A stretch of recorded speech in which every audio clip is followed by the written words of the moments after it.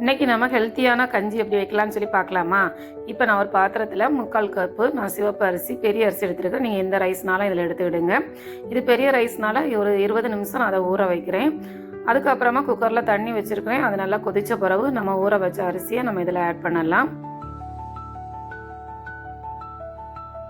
First நம்ம சேனலில் பார்க்குறவங்க சப்ஸ்கிரைப் பண்ணிவிட்டு பாருங்கள். இப்போ நம்ம அரிசியை போட்டுட்டு 1 டைம் இப்படி கலந்து விட்டுடுங்க. 1/2 டீஸ்பூன் வெந்தயம் இது கூட ஆட் பண்ணலாம் தண்ணி கொதிச்சதுக்கப்புறம். அது கூடவே 1/2 டீஸ்பூன் ஜீரகம் இதில் ஆட் பண்ணுங்க. இது உடம்புக்கு அவ்வளவு சத்து உள்ளது, வயிற்றுக்கு ரொம்ப நல்லது.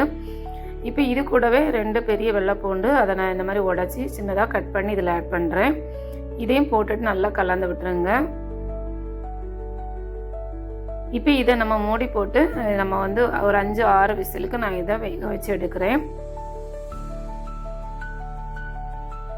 நீங்கள் சின்ன அரிசி போடுறதா இருந்தால் நீங்கள் குக்கரில் வைக்க வேண்டாம், சும்மா சாதாரணமாக நம்ம வைக்கிற மாதிரி வச்சா போதும், ரைஸ் வைக்கிற மாதிரி வச்சா போதும்.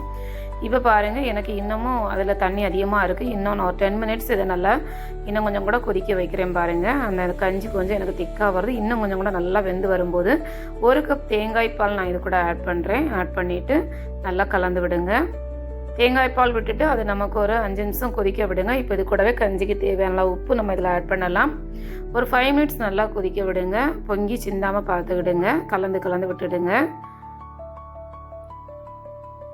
நல்ல வாசனையாக இருக்கும் இந்த கஞ்சி. நீங்கள் செஞ்சுட்டு இருக்கும்போது அவ்வளவு அந்த பூண்டோட வாசனைலாம் ரொம்ப நல்லாயிருக்கும். கஞ்சி நமக்கு ரெடி ஆகிட்டு இப்போ இதுக்கு ஒரு துவையல் ரெடி பண்ணலாமா. இப்போ சின்ன மிக்ஸி ஜாரில் நான் கொஞ்சமாக தேங்காய் ஃபஸ்ட்டு போட்டிருக்கிறேன். 5 சின்ன வெங்காயம் போட்டிருக்கிறேன்.